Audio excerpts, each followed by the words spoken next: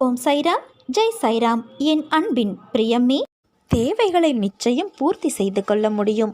ஆனால் ஆசைகள் ஓட்டை குடம் போல எப்போதும் நிறைவு செய்ய முடியாது. இதுதான் வாழ்க்கை. இதை புரிந்து கொண்டவர்கள் மட்டுமே மகிழ்ச்சியாக வாழ்கிறார்கள். கவலை கொள்ளாமல் நிதானத்தோடு நம்பிக்கையோடு உன் கடமைகளை செய். உன்னுடைய துன்பங்கள் எல்லாம் முடிவுக்கு வரும். நீ எடுக்கும் எல்லா முயற்சிகளிலும் உனக்கு வெற்றி நிச்சயம் கிடைக்கும்.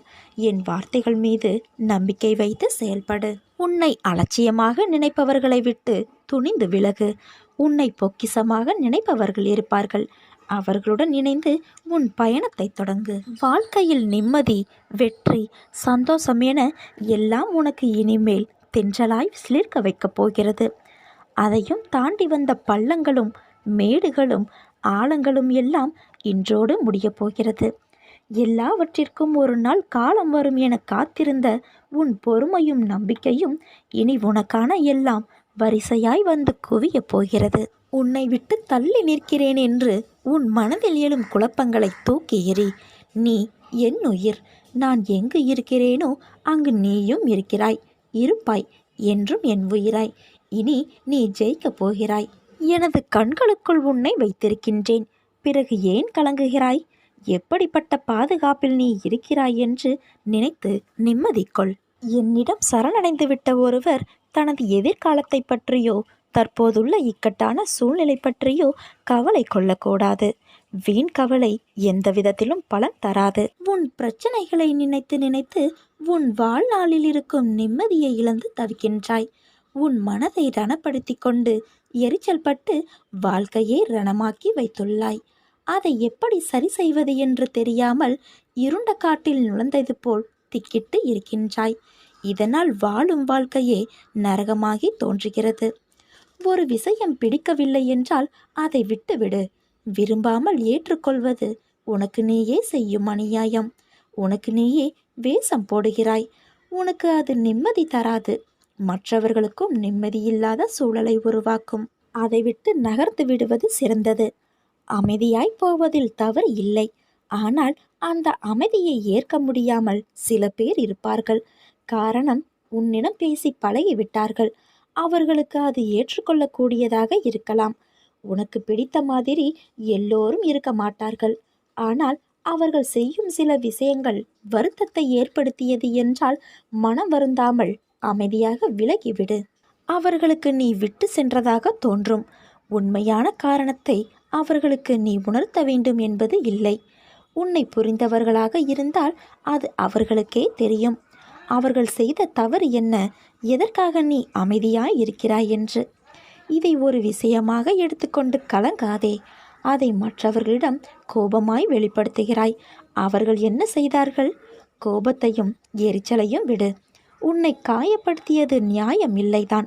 அதற்காக அந்த கோபத்தை மற்றவர்களிடம் காண்பிப்பது மிகவும் தவறு. நீ நிம்மதியுடனும் சந்தோஷத்துடனும் வாழ்வாய். அதற்கு நான் பொறுப்பு. உனக்கு எல்லாம் நான் ஆசீர்வதித்தது போல உனக்கு கிடைக்கும். அதற்கான எல்லா முயற்சியிலும் உன்னை ஈடுபடுத்தி நான் செய்ய வைப்பேன். நானே உனக்கு துணை நின்று காப்பேன். கடைசி நிமிடத்தில் கூட ஏதாவது அதிசயம் நடக்கலாம். அதனால் தன்னம்பிக்கையை மட்டும் ஒருபோதும் இழக்காதே. நன்றாக வாழ்ந்தவன் கெட்டதும் இல்லை, துயரங்கள் எதுவும் நிரந்தரமும் இல்லை. அதற்கு கர்ம பலன்கள் ஒன்று மட்டும்தான் காரணம். எதுவரை போகட்டுமோ போகட்டும், நான் இருக்கிறேன். மனம் தளராதே. அனைத்தும் ஒரு நாள் முடிவுக்கு வந்து சேரும். வாழ்வில் கடந்து வந்த பாதையை நினைத்து கலங்காதே. உனது கை ஓங்கி இருக்கும் சமயத்தில் உன்னை உபயோகித்தும் ஓங்கிய கைகள் இறங்கிய நிலையில் உன்னை உதாசீனப்படுத்தி கீழே வீழ்த்தி அழகு பார்க்கும். இது காலத்தின் கட்டாயம். உன்னை பற்றி அவர்களாக தெரிந்து கொள்ள வேண்டும். நீயாக விமர்சனம் செய்யக்கூடாது. உன்னிடம் அன்பாக பேசினால் போதும். கர்ணனைப் போல அனைத்தையும் கொடுத்து விடுவாய். பின்னர் வருத்தப்படுவாய். தேவைப்படும் சமயத்தில் வரும் நண்பர்களும் சரி, உறவுகளும் சரி, உனது நிலை தடுமாறும் சமயத்தில் அருகில் வரவே யோசிக்கும். ஏன், நிழல் கூட மறைந்துவிடும். கண்ணாடி போல பிரதிபலிக்கிறது உனது வாழ்க்கை. தைரியமாக இரு. எல்லாம் இழந்தாலும் கலங்காதே. உன் துயரங்களை போக்க நான் இருக்கிறேன். பொறுமையாக இரு. நம்பிக்கையுடன் இரு. எனக்கு ஆடம்பரமான பூஜைகள் எதுவும் தேவையில்லை. உன் அன்பு ஒன்று மட்டுமே போதும். நான் இருக்கிறேன். உன்னை என்றும் நான் கைவிட மாட்டேன். புலம்பாதே. உனக்கான செம்மையான வாழ்க்கை வரப்போகிறது. அப்போது உன் வாழ்க்கையில் குற்ற உணர்வுகளும் பயமும் இருந்த தடம் தெரியாமல் மறைந்து போகும். ஏனென்றால் உன் சாயப்பா நான் உன்னுடன் இருக்கின்றேன். இவ்வுலகில் குறையின்றி எந்த மனிதனும் இல்லை. ஆனால் உன் குறை தீர்க்க எந்த தடையும் இன்றி என் அருள் உனக்கு நிச்சயமாக கிடைக்கும். உன் வேண்டுதல்கள் யாவும் நிறைவேற்றப்படும். பொறுமை நம்பிக்கை மட்டும் உன் உள்ளத்தில் உண்டெனில் உலகமே உன் காலடியில். நம்பிக்கை என்மேல் இருந்தால் என்னால் உனக்கு செய்ய முடியாத காரியம் என்று எதுவும் கிடையாது. இன்று உனக்கு ஏற்பட்ட விஷயங்களை அவமானம் என்று கருதாதே. உன் மனதில் கபடமில்லை. உன் மனதிற்கு தெரியும் யார் உன்னை ஏமாற்றுகிறார்கள் என்று. அவர்களை உன் வாழ்விலிருந்து நகர்த்தி வை. எதை வேண்டுமானாலும் பொறுத்து கொள்ளலாம். ஆனால் நம்பிக்கை துரோகத்தை மட்டும் பொறுத்து கொள்ள முடியாது. அப்படி செய்தவர்களை என் கையில் விட்டுவிடு. அவர்களுக்கு நல்ல பாடத்தை நான் கற்றுக் கொடுக்கிறேன். நீ எதையும் வெளியே காட்டாதே. உனக்கான மிகப்பெரிய சொத்து நிம்மதிதான். நீ அழாதே. இன்று உன் மனதில் ஏற்பட்ட காயம் என்பது என் மனதில் ஏற்பட்டதற்கு சமம். அதை நான் எப்படி சரி செய்கிறேன் என்பதை நீ பார். ஆனால் அவர்களுக்கோ அதையே அவர்கள் அனுபவித்துதான் புரிந்து கொள்ள வேண்டும் என்பது அவர்களுடைய விதி. மற்றவர்களுக்காக யோசி, உதவி செய். மற்றவர்கள் கஷ்டத்தை நினைத்து வருந்து. மற்றவர் வழிக்காக பிரார்த்தனை செய். என் குழந்தை வைரம். அதனால்தான் உன்னை ஒரு வடிவம் கொண்டு வருவதற்கு நான் செதுக்கிக் கொண்டு இருக்கிறேன். உனக்கு துயரத்தை தருவது இப்போதைய உனது நிலை அல்ல, உன் தன்னம்பிக்கை குறைந்த தன்மை. அதாவது அவநம்பிக்கை என்பதை தெரிந்து கொள். உயிர் போனாலும் தானாக போகட்டும். இருக்கும் வரை தொடர்ந்து போராடு. கோழையாக அழுது புலம்பாதே. தலைவலியாக இருந்தால் என்ன, தலை போகும் காரியமாக இருந்தால் என்ன? இந்த வாழ்க்கையில் இந்த ஒரு தரம் மட்டுமே இந்த கடினமான பாதையை நீ கடந்து போகப் போகிறாய். நடுப்பகுதியை நீ ஏற்கனவே தாண்டிவிட்டாய். இன்னும் கொஞ்ச நேரம், கொஞ்ச தூரம்தான். சுமையை இறக்கி வைக்க இருக்கிறது. இன்னும் கொஞ்ச அவகாசம்தான் இருக்கிறது. அதற்குள் அவசரப்பட்டு விடாதே குழந்தையே. சோதனையை சகிக்கின்றவன் பாக்கியவான். ஏனென்றால் சோதனை காலத்தில் அவனோடு நான் நீக்கமர நிறைந்திருக்கின்றேன். பிரச்சனைகளை எதிர்கொண்டு போராட தயாராகின்றவன் பாக்கியவான். யுத்த களத்தில் அவன் சார்பாக நான் நிற்கின்றேன். இழிவுபடும் போது சகித்து கொள்ளும் நீ பாக்கியசாலி குழந்தையே. அதை புண்ணியங்களாக மாற்றி நான் உன் துயரத்தில் பெரும் பங்கெடுப்பேன். என்னை நோக்கி நீ வேண்டுதல் செய்ய துவங்கிய அந்த நேரத்திலேயே உனக்கு பதில் தரும் வேளையையும் நான் துவங்கிவிட்டேன். அதனால்தான் நீ இப்போது சிறு சோதனைகளை அனுபவிக்கிறாய். இதை நான் உனக்கு பலமுறை அறிவுறுத்தி வைத்திருக்கின்றேன். இப்போது அதை உனக்கு மீண்டும் நினைவுபடுத்துகிறேன். என்மேல் பூரண நம்பிக்கை வைத்து பொறுமையாயிரு. உன்னை நான் ஒருபோதும் கைவிட மாட்டேன். நீ எப்போதும் வாய்மையை கடைப்பிடி குழந்தையே. நீ அளித்த வாக்குறுதிகள் யாவற்றையும் நிறைவேற்ற வேண்டும். விசுவாசமும் பொறுமையும் பெற்றிரு. நீ எங்கே இருந்தாலும் எல்லா நேரங்களிலும் நான் உன்னுடனே இருப்பேன். நீ என் செல்ல குழந்தையல்லவா? என் பிள்ளையே, உன் வாழ்க்கை வறண்ட பாலைவனத்திலிருந்து சோலைவனத்திற்கு மாறப்போகிறது. நீ எதிர்பார்த்தபடி வாழ்க்கை அமையப் போகிறது குழந்தையே. நீ எந்த தவறும் வாழ்வில் செய்யவில்லை என்பதை உனக்காக நான் மீண்டும் தெளிவுபடுத்துகிறேன். நீ சந்திக்கும் நபர்கள் கர்மவினையால் வருவார்கள். கர்மவினைக்கு ஏற்ப இருப்பார்கள். திருமண உறவு, பெற்றோர் உறவு தவிர மற்ற உறவுகள் வினை தீர்த்து செல்வார்கள். நீ உன் சிந்தனையை என் மீது வைத்து செய்யும் செயல்களால் உனக்கு எந்த தோஷமும் வரப்போவது இல்லை. நீ செய்த புண்ணியத்திற்கான பலனை அனுபவிக்க காலம் நெருங்கிவிட்டது. கிடைக்கும் வாய்ப்பில் மகிழ்ச்சியாக இரு. வாழும் நாட்கள் எப்படி இருக்க வேண்டும் என்று என்றைக்காவது நீ யோசித்து இருக்கிறாயா?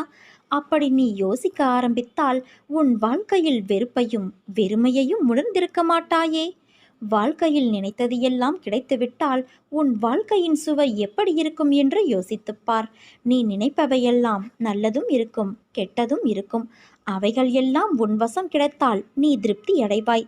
ஆனால் உன்னை சுற்றியுள்ளவர்களுக்கு அது பாதகமாக இருக்கும் என்ற யோசனையே உனக்கு வராது. நீ என்று உன் விருப்பங்கள், கனவு, ஆசை, லட்சியம் என்று வாழ்ந்தால் சுயநலமாய் நீ மட்டும்தான் உன் வாழ்க்கையில் ஒற்றையாக இருப்பாய். ஓசையில்லாத இசை கருவி போல. முதலில் ஏன் இப்படி என்னை படைத்துள்ளீர்கள் என்று என்னிடம் நீ முறையிடுவதை நிறுத்து. உன்னிடம் நிறைய திறமைகள் உள்ளது, ஆனால் அதை செயல்படுத்த தெரியவில்லை. வாழ்க்கையில் உள்ள கஷ்டம் என்ற ஒன்றையே நினைத்து அதில் தேங்கி நின்று முன்னேறாமல் சோம்பேறியாகவும் இருந்தால் வாழ்க்கையில் நீ நின்று கொண்டேதான் இருப்பாய். நேரங்கள், நிமிடங்கள் போய்கொண்டேதான் இருக்கும். வாழ்க்கையில் முதலில் உனக்கு எது தேவையுள்ளது, எது தேவையில்லாதது என்று பட்டியலிடு. தேவையுள்ளவற்றை முன்னே நிறுத்து. அதற்கான முக்கியத்துவத்தை கொடு. அதற்காக உழைத்து போராடு. நிச்சயம் எல்லா விஷயத்திலும் நீ முக்கியமாக திகழ்வாய். உன்னோடுதான் நான் என்ற உன் தந்தை இருக்கிறேனே. என் பரிபூர்ண அருளும் ஆசீர்வாதமும் அன்பும் எப்போதும் உனக்கு உண்டு. நீ ஜெயமாக, நன்றாக, எல்லா செல்வ வளங்களையும் பெற்று சீரும் சிறப்புமாய் நல்ல பெயரோடு வாழப்போகிறாய் குழந்தையே. அப்பா, அமைதியான சூழலும் ஆரோக்கியமும் இருந்தால் உங்களை ஆலயத்தில் வந்து தரிசிப்பது என் வழக்கம். ஆனால் அதற்கு தடையாக சில நிகழ்வுகள் இருக்கின்றன என்று வருந்தாதே. உன் மனதில் நீ எழுப்பிய ஆலயத்தில் நான் எப்போதோ வந்து அமர்ந்து விட்டேன். அன்பினால் நீ செய்யும் அபிஷேகம் அனைத்தையும் நான் ஏற்றுக்கொண்டேன்.